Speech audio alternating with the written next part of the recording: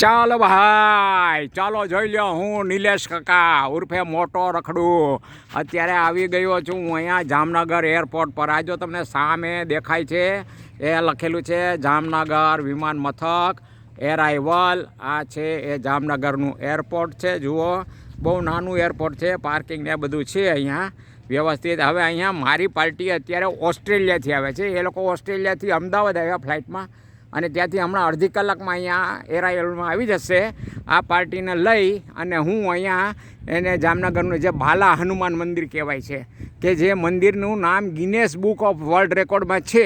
એ એટલા માટે કે છેલ્લા 64 વર્ષથી આ બાલા હનુમાન મંદિરની અંદર અખંડ રામધૂન અને અખંડ દીપ જ્યોત ચાલુ જ છે. તો હું એને ત્યાં લઈ જઈશ અને ત્યાંથી પછી અમે લોકો જઈશું દ્વારકા.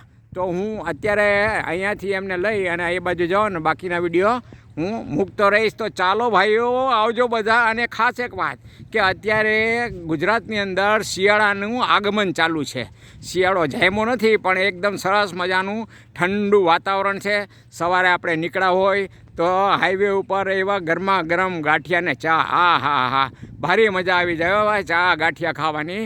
અને એ પતાવીને હું અહીંયા નિરાતે પહોંચી ગયો છું. હવે અહીંથી આગળ બીજા વિડીયો મૂકીશ. ચાલો આવજો ભાઈઓ.